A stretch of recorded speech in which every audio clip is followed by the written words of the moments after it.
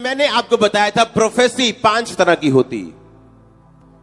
सबसे बड़ी प्रोफेसी जो आपको चाहिए वो नहीं जो मैं दूं, वो है जो ऑलरेडी वचन में लिखी हुई है। परमेश्वर का वचन आपके लिए सबसे बड़ी प्रोफेसी है। मैं आपको साबित कर दूंगा। आपकी लाइफ की सबसे बड़ी प्रोफेसी, सबसे बड़ी भविष्यवाणी जो पहली कैटेगरी में सबसे ऊपर आती है, वो क्या है? परमेश्वर का वचन। इसीलिए जब आप लाखों की गिनती में भी यहां आते हैं तो 2-2 घंटे आपको वचन सुनाया जाता है। वो क्यों?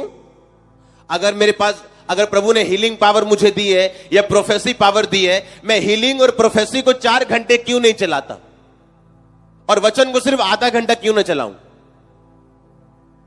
अगर मैं प्रोफेसी अब एक पे करूंगा तो अगले 2 घंटे में सिर्फ 100 लोगों पे करूंगा। पर अगर मैं वर्ड ऑफ गॉड दूंगा तो ये प्रोफेसी सबके लिए होगी। और अगर आप वचन की प्रोफेसी ले सकते हैं, वचन सुन सकते हैं और इसको फॉलो कर सकते हैं, तो ये हाईएस्ट टाइप की प्रोफेसी है। जो पहली प्रोफेसी सबसे बड़ी आपकी लाइफ में आती है वो खुदा का वचन है, वर्ड ऑफ गॉड है, जो सबसे बड़ी प्रोफेसी है। दूसरी प्रोफेसी कौन सी है? जो आपको एक मैन ऑफ गॉड देता है। आप डिक्लेरेशन सुनते हैं, घोषणाएं सुनते हैं, चर्च में जब प्रार्थना होती है आप आमीन बोलते हैं, उसे रिसीव करते हैं। यह दूसरी तरह की प्रोफेसी। तीसरी तरह की प्रोफेसी जो आपका चरित्र करता है आपकी लाइफ के लिए, यह तीसरी प्रोफेसी है। आप अपना फ्यूचर देखना चाहते हो तो अपनी लाइफ का चरित्र देख लो। आपका जैसा चरित्र है आपका वैसा फ्यूचर होगा। यह तीसरी तरह की प्रोफेसी है। आप मुझे अपना चरित्र बताओ, मैं आपको आपका फ्यूचर बताऊंगा। बोलते ना तुम मुझे खून दो मैं तुम्हें आजादी दूंगा। मैं कह रहा हूं आप मुझे अपना कैरेक्टर बताओ, मैं आपका फ्यूचर आपको बताऊंगा। यह तीसरी तरह की प्रोफेसी, आपका चरित्र। चौथी प्रोफेसी आपका परिवार है। आपका परिवार आपके लिए प्रोफेसी है। अगर आपके नानी को यूट्रस में प्रॉब्लम है, आपकी मदर को यूट्रस में प्रॉब्लम है, तो यह एक तरह की शैतानी प्रोफेसी है कि आप भी उस पचड़े में फंस सकते हैं अगर आपने प्रेयर ना की उस प्रोफेसी के खिलाफ। आपके दादा गरीबी से निकले, पापा गरीबी से निकले, तो यह इनडायरेक्ट एक प्रोफेसी है जनरेशन की कि वो गरीबी का आत्मा आपको छूने की कोशिश करेगा। जब तक आप परमेश्वर के वचन में जाके बोएंगे नहीं, प्रेयर नहीं करेंगे, अपनी जिंदगी को परमेश्वर के वचन के हिसाब से नहीं चलाएंगे, तो वो एक प्रोफेसी है कि वो गरीबी आपका हिस्सा होगी अगर आपने ध्यान नहीं दिया। ये चौथी तरह की प्रोफेसी है। पांचवी तरह की प्रोफेसी आपके दुश्मन आप पे करते हैं। जिस तरह आज आपने गवाही सुनी होगी, तू कभी बाहर नहीं जा सकता, तेरी कभी शादी नहीं होगी, तू कभी सफल नहीं होगा। वो आपके रिश्तेदार करते हैं, आपके दुश्मन करते हैं, अपने करते हैं, पराये करते हैं। जो बाबाओं ने आपके खिलाफ पैसा खाया होता है वो लोग करते हैं। और ये प्रोफेसी भी आप तोड़ सकते हो, क्योंकि आपके अंदर जो है उससे बड़ा है उस बाबे से जो उसके अंदर है। तो आज मैं पहली प्रोफेसी की बात करूंगा जो परमेश्वर का वचन है। आपने प्रोफेसी की पावर देखी है। यह पहली गवाही नहीं थी चर्च में।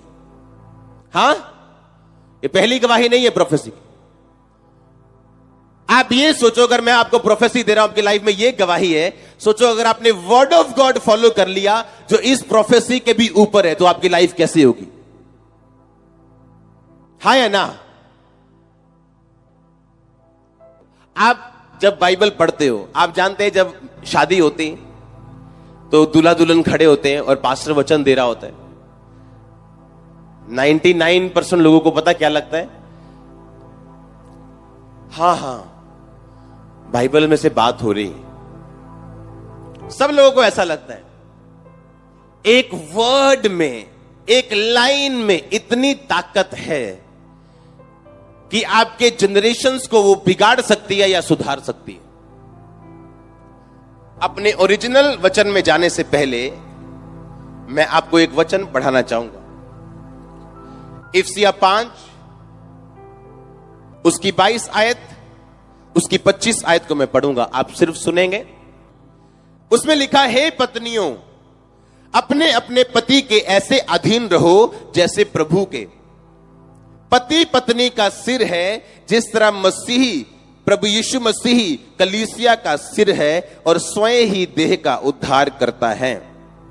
जैसे कलीसिया मसीह के अधीन है, पत्नियां भी हर बात में अपने पति के अधीन रहें। पतियों को बोला, हे पतियों अपनी अपनी पत्नी से प्रेम रखो, जिस तरह मसीह ने भी कलीसिया से प्रेम करके अपने आप को उसके लिए दे दिया। सब बोलो आमीन। 28 आयत को मैं पढ़ूंगा। इस प्रकार उचित है कि पति अपनी अपनी पत्नी से अपनी देह के समान प्यार करे, और जो अपनी पत्नी से प्रेम करता है वो अपने आप से प्रेम करता है। किसी ने भी अपने शरीर से बैर नहीं रखा, वरन उसका पालन पोषण करता है, जैसे मसीही भी कलीसिया के साथ करता है। इस कारण मनुष्य अपने माता और पिता को छोड़कर अपनी पत्नी के साथ मिला रहेगा और वे दोनों एक तन होंगे। सब बोलो आमीन। आमीन। आपको लगता है ये वचन कितना सिंपल और कितना छोटा है? हाँ, और हम सदियों से सुनते आ रहे।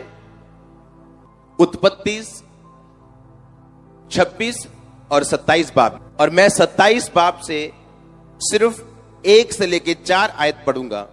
जब इजहाक बूढ़ा हो गया, उसकी आंखें धुंधली पड़ गईं, उसको सूझता ना था, तब उसने अपने जेठे पुत्र एसाव को बुलाकर कहा, हे मेरे पुत्र। उसने कहा, क्या आज्ञा? इजहाक ने कहा, सुन, मैं तो बूढ़ा हो गया हूं, नहीं जानता कि मृत्यु का दिन कब होगा, परंतु तू अपना तरकश धनुष लेकर मैदान में जा और मेरे लिए शिकार करके लेके आ, और मेरे रुचि के अनुसार स्वादिष्ट भोजन बनाकर मेरे पास ला, ताकि मैं उसे खाकर मरने से पहले तुझे आशीर्वाद दूं। एसार अहेर करने यानी शिकार करने के लिए मैदान में गया। जब इजहाक अपने बड़े बेटे एसाव से बात कर रहा था तो रिबिका सुन रही थी। रिबिका उसकी पत्नी है इजहाक की। इसलिए उसने अपने छोटे पुत्र याकूब से कहा, सुन, मैंने तेरे पिता को तेरे भाई एसाव से यह कहते सुना है कि तू मेरे लिए शिकार करके उसका स्वादिष्ट भोजन बना, ताकि मैं मरने से पहले तुझे आशीष दे सकूं। इसलिए हे मेरे पुत्र, मेरी आज्ञा मान, बकरियों के पास जाकर 2 अच्छे अच्छे बच्चे लेके आ, और मैं तेरे पिता के लिए खाना बनाऊंगी, तब तो अपने पिता के पास उसे ले जाना, ताकि वो मरने से पहले तुझे आशीर्वाद दे। याकूब ने कहा, सुन, मेरा भाई तो रुआर पुरुष है, यानी उसके शरीर पर बाल ही बाल हैं, और मैं रोमहीन, यानी मेरे शरीर के ऊपर बाल नहीं है। कदाचित मेरा पिता मुझे टटोलने लगे तो मैं उसकी दृष्टि में चोर ठहरूंगा और आशीष के बदले शाप कमाऊंगा। उसकी माता ने कहा, मेरे पुत्र, श्राप मुझ पर आए, तुझ पर नहीं। तू सिर्फ मेरी बात सुन और जाकर वही कर जो मैंने तुझसे बोला है। सब बोलो आमीन। आमीन। कितने इन बात को समझ गए हैं, इस वचन को? इजहाक के 2 पुत्र थे, बड़ा और छोटा। बड़ा का नाम क्या था? एसाव, जुड़वा थे, एक पहले हुआ एक बाद में हुआ। दूसरे का नाम क्या था? याकूब। इजहाक ने कहा याकूब को नहीं, मैं एसाव को आशीषित करना चाहता हूं। एसाव, जा और शिकार कर मेरे मनपसंद का खाना बना, ताकि मेरी स्पिरिट खुश हो और मैं मरने से पहले तुझे आशीष दूं।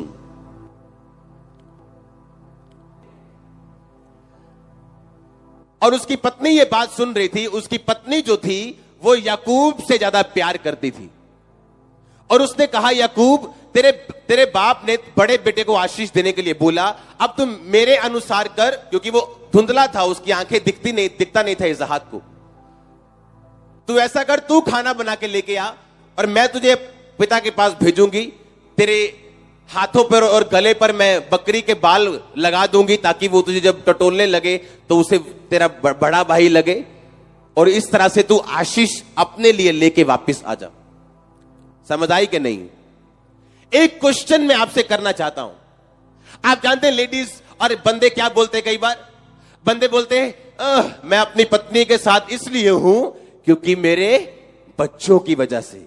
हाँ, और पत्नियां बोलती है, मैं ਇਹਦੇ ਨਾਲ ਇਸ करके हां क्योंकि अपने बच्चियां दी वजह दे नाल ਅਸੀਂ इकट्ठे हैं। अगर आप इस कैटेगरी में हैं तो आप ऑलरेडी फेल हो चुके हैं अपनी मैरिज लाइफ में। आप फेल हो चुके हैं अभी। अगर आप अपने बच्चों से ज्यादा प्यार करती हैं अपने हस्बैंड से। और अगर आप अपनी वाइफ से ज्यादा अपने बच्चों से प्यार करते हो तो आप ऑलरेडी फेल हो चुके हो अपनी मैरिड लाइफ में। मैं तो नाल आए थे मेरे न्याणे ना, मैं कद ही चली जावा। हाँ, बंदा कहता छाटे यार बच्चियां करके रहना, मैं कड़ा इनू। हाँ, आप ऑलरेडी फेल हो। बस आपका डाइवोर्स नहीं हुआ, आप ऑलरेडी फेल हो, महा फेल हो आप अपने घरों में।